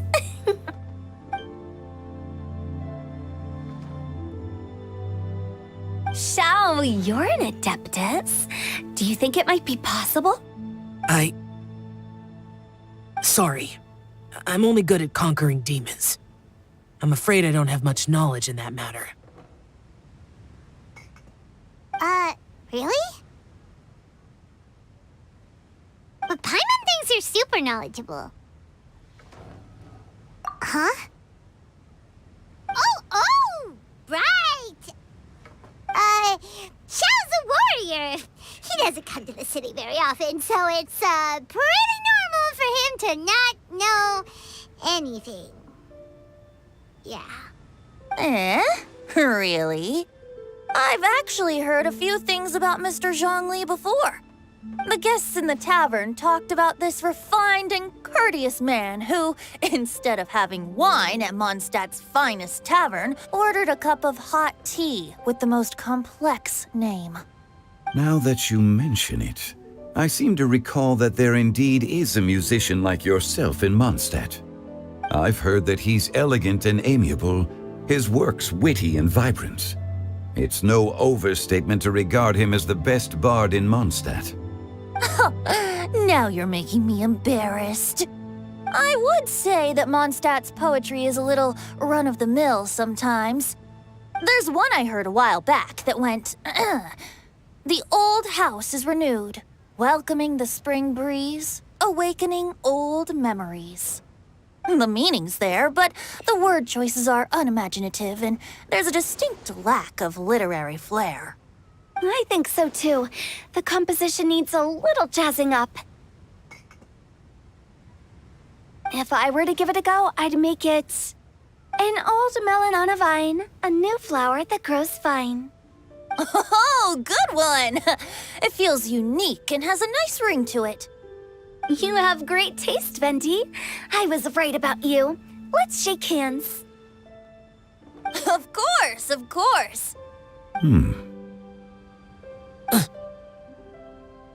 Hey, Shincho! Mind lending me a few books when we get back? Pick out some well-written ones. I don't know if it's my own lack of literary knowledge, but I couldn't tell the difference between those two. I don't think it's your fault. Chongyun's right. It's not our fault.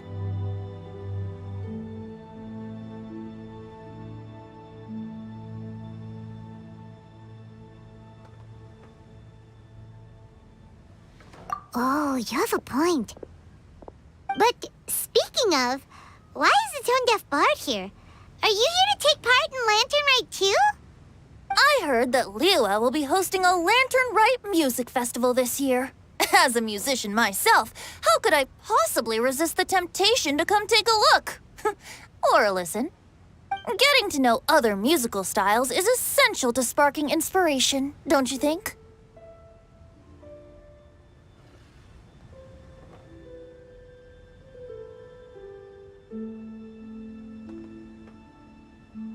As for the Fontaine friend who hosted the festival, I saw him near Stone Gate the other day. The Iridescence tour has finally been held successfully for once, so I had to congratulate him. Don't think anything of it. By the way, I was watching as you entered Shinyue Kiosk, but no one seemed to notice me. Should I say that it's because I'm an expert in hiding, or that a certain someone deliberately ignored the sound of the wind? Whenever Lantern Rite comes around, Liyue Harbor becomes bustling with activity. People are all busy watching the lanterns and strolling around the shops, and they might just go travel somewhere on a whim. It is rather difficult to predict another's whereabouts. The festival is in full swing and proceeding smoothly, and we're all gathered here with friends, new and old. This is no doubt a wonderful occasion worth celebrating. To come together with all of you at the beginning of the year, one can't help but be filled with joy. In a moment like this, I propose we raise a glass together. In my case, tea in lieu of wine. Very well said, Mr. Zhongli. That was exactly what I wanted to say. Now I'm getting a little self-conscious. I didn't cause you too much trouble barging in like that, did I?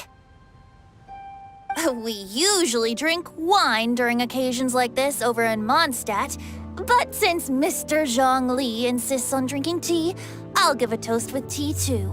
Everyone, thanks for the treat. You're welcome. As the host of this gathering, I hope everyone enjoys the food and drinks. May this year be better than the last. Considering that everyone may have other matters to attend to later, sticking to tea seems like a good idea. All of a sudden, they started proposing Should we? What's with the urgency?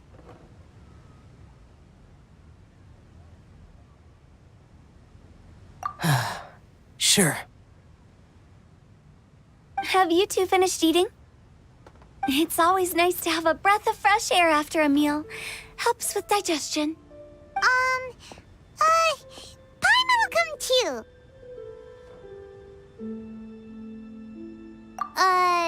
Yeah? Okay then. Don't forget to come back.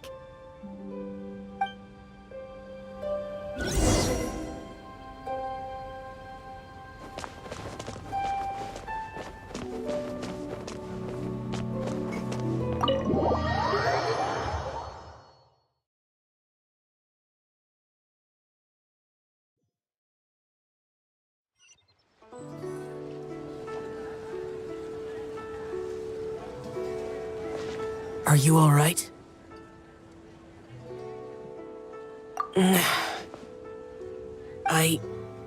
It's hard to describe. It's not that. There were those among the Adepti who loved gatherings and idle chit-chat. Sometimes they would call up a few others for a drink. Even I got dragged along to their gatherings many times. The Adepti all have their specialties, making most of them proud and arrogant. Everything they say is straight from the heart. It never gets too complicated. But this time...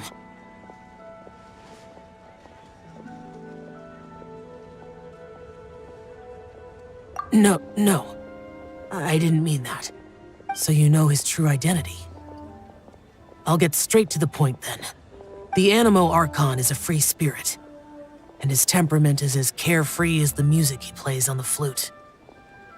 It's easy for a god like him to live in harmony with humans, and that's something I might never be able to do.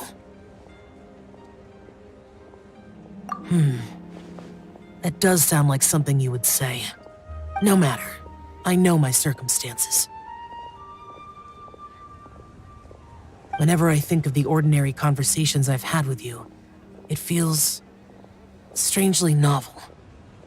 Yes. The parlor director went out of her way with the invitation, so it was difficult to turn her down. I had made mental preparations before agreeing to come. She told me that all the guests today would be acquainted with elemental power, and I knew that you would be here. But I didn't expect the other guests to be... General Capisis always said that we should live in the present and enjoy every pleasant surprise. Perhaps that's what I should do with what I'm feeling now. But I think he meant designing clothes for those around him. The clothes were intricately designed, but inconvenient to wear. Brother Bosacius never tried to hide his distaste in front of him. Rex Lapis did like his designs and even collected quite a few. The outfit he wears now was also designed by General Capisis himself.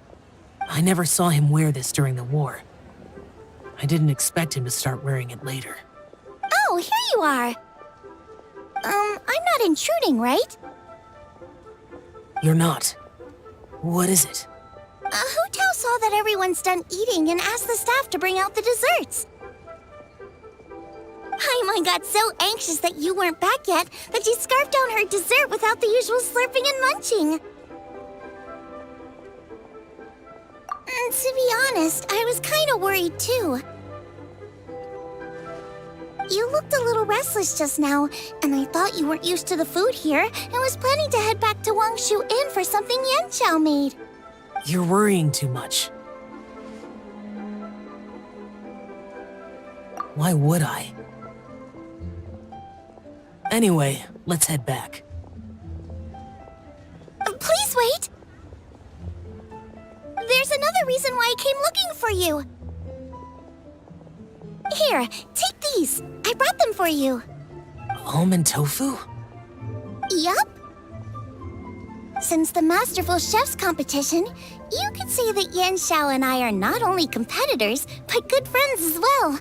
I visit him at Wangshu Inn sometimes to discuss our cooking. I heard him say that the esteemed guest on the roof loves nothing more than a good plate of almond tofu, so I learned a thing or two about the dish from him. I'll be honest. Before Hu Tao invited everyone, she secretly came looking for me, told me about the guests she planned to invite, and asked me for some suggestions on what she should order. So I made a few servings of almond tofu for you guys in advance. Take them as a token of gratitude for your support. When I told Guoba that I was making these for you, he started eagerly running around the kitchen and helping a lot too. Thank you for the trouble. There was no need to... I'll take them. Thank you. And Guoba too. You're welcome. Oh, the almond tofu I made probably tastes and feels a little different from the type Yanxiao cooks. Please let me know if there's any improvements I should make. Okay. That's all. Alrighty, we should head back now. We can't keep Paimon waiting.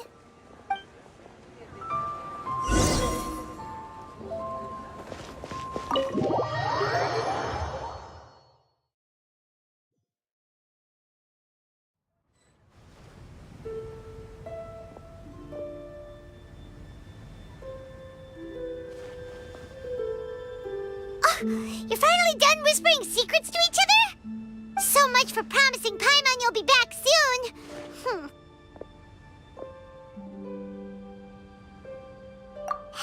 How could you say that to Paimon? In that case, besides having no sense of time, Paimon will let you know what having no sense of fullness looks like. Your dessert is all Paimon's. Sorry to keep everyone waiting. No worries, we're all just chatting here. There's no serious business to take care of. Whether we're chatting outside or inside, it's all the same. Paimon's too busy eating to talk to you. But even though we're all well acquainted by now, I think this festive gathering deserves something ceremonious. Oh? Is this some local custom? Nope. This is something I made up so that good luck will be on our side, that's all. Spontaneity is the best choice to make here. Let's use this incense burner on the table. It's been lit for so long now that the incense is running out. I'll leave refilling and lighting the incense to the most distinguished guest among us all. Lighting the incense will signify continuous growth and prosperity in all our endeavors in the new year. I see. Perfect symbolism, as expected of Hu Tao. And speaking of the most distinguished guest here today, I'm sure we all agree that it's Mr. Zhongli. I'm not very familiar with the details of his past deeds, but chatting with him has been a real eye-opener, even for a bard who has traveled all across the world. If knowledge were a form of power, one could even say that you're a wielder of unlimited strength. But when it comes to having a way with words, the notable bard is certainly one cut above the rest. I just happen to have a good memory. It is such an unexceptional skill, yet you made it sound like an unparalleled talent. I am truly impressed. Since we all get to nominate someone...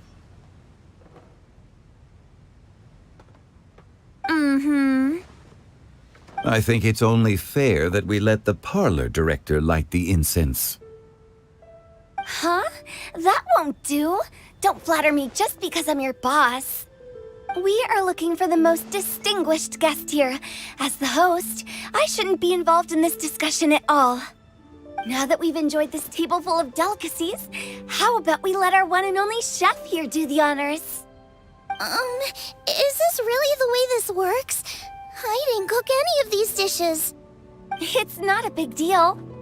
Just look at her! Xiangling, the disciple of an Adeptus, the Stove God's best companion, the winner of the Masterful Chef's competition. The only heir of the famous Wan Min restaurant. A good old friend of mine. There's no better choice. Why does Paimon feel like we're back at square one again? Please stop! You're making me embarrassed. If we're looking for a distinguished guest, surely the second son of the Feiyun Commerce Guild counts. It's one of the largest commerce guilds in Liyue Harbor. Huh? Don't get me involved in this. Ooh, not a bad choice. With the Commerce Guild's young master lighting the incense, we're all sure to make a huge sum of mora in the new year. That's not how it works. Making a fortune is indeed a fine wish, but it's of lesser importance than good health and happiness. Which means we should choose Chongyun, the skilled exorcist who keeps everyone's home safe from evil spirits. Huh? Now you're nominating me? I can't be the one when we have the Conqueror of Demons right here. Adeptus Xiao has the most seniority among everyone here today. We should... I refuse. I am most certainly not the most distinguished guest here. You should all be able to make the right judgment based on your observations. One person here is well acquainted with everyone else.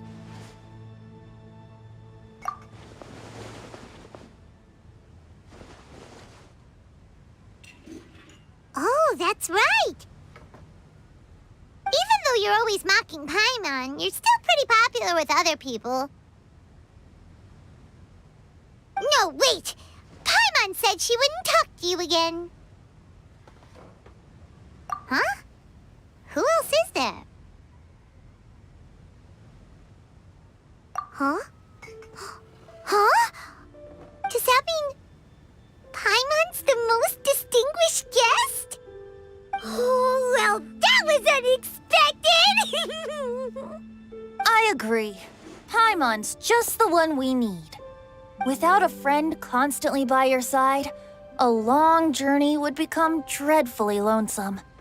But once you have someone there to brighten up the atmosphere, everything along the way will become lively and vibrant too. Ah. The traveler has traversed many nations and left behind a great deal of fascinating stories. But without Paimon, they would have become quite monotonous.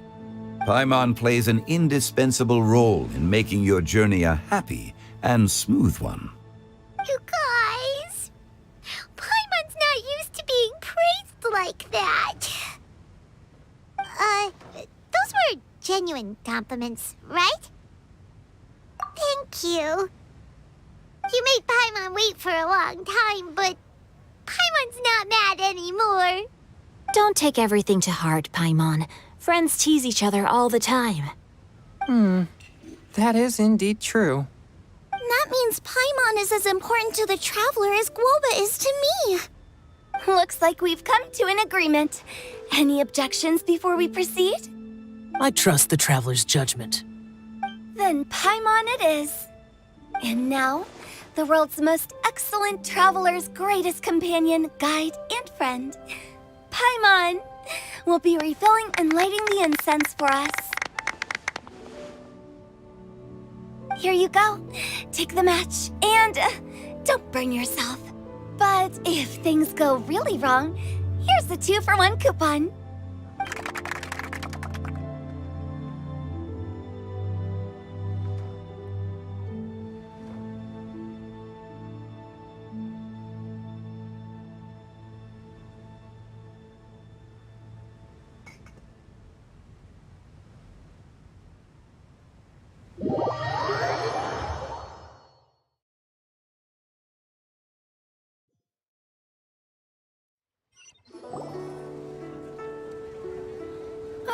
It's getting late. I won't take up any more of your time. You're all free to go as you please. Yep, the tea was amazing too. You don't have to go all polite on me. Just remember to come when I invite you next time. Let's see. It's dark out, so I'm going to accompany Xiangling, Xingqiu, and Chongyun back home. As for the rest of the guests, I'll leave them to our consultant. No need. I'm headed towards the harbor to meet a friend on the ship. There's no need to trouble one such as Mr. Zhongli. I think you know the place I'm talking about. Come meet me anytime. It was great getting to know you all. Let's meet again when the spring breeze begins to blow. Bye. Oh, we should write poetry together sometime. We'll catch you all later then. Don't forget to return to the parlor later. There's something I need you to do. Understood. See you later. Well then. Rex Lapis. Just Zhongli will do. I live as a mortal in Liyue Harbor now. I am just one among many who begin work at sunrise and retire to rest at sundown. If we were to consider status and seniority as Zhongli, I should be respectfully referring to you as Adeptus Shao. Heaven forbid.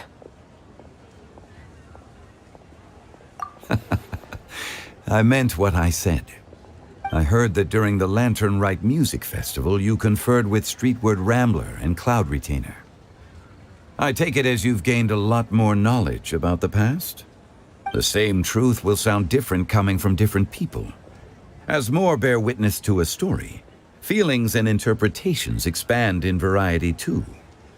I once had a pleasant chat about the past and present with a Sumeru scholar named Soraya, and learned a few things about her research topic.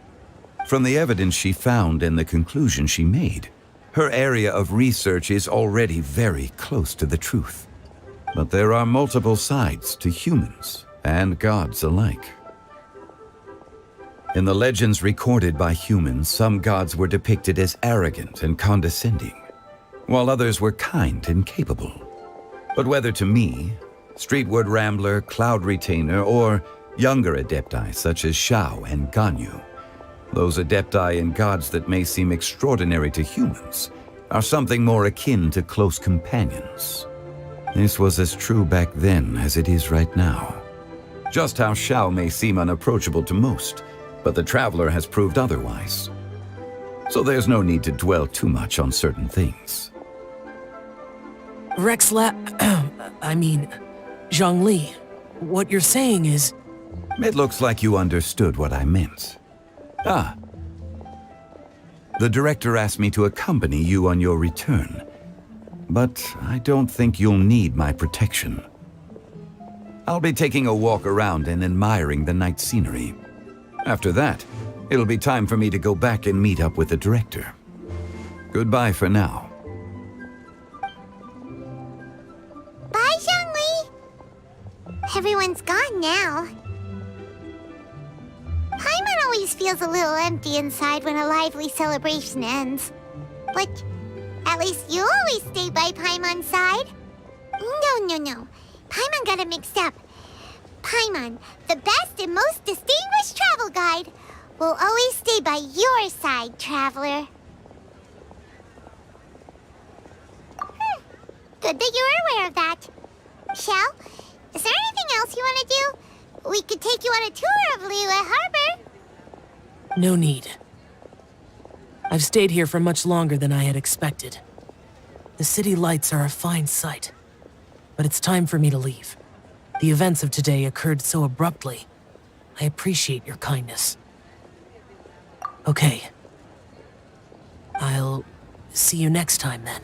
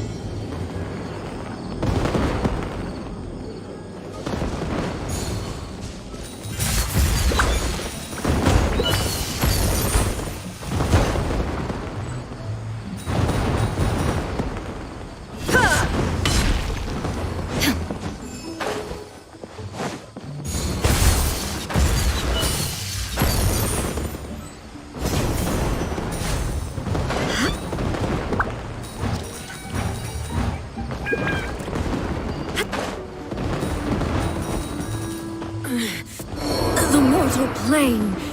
A fleeting dream.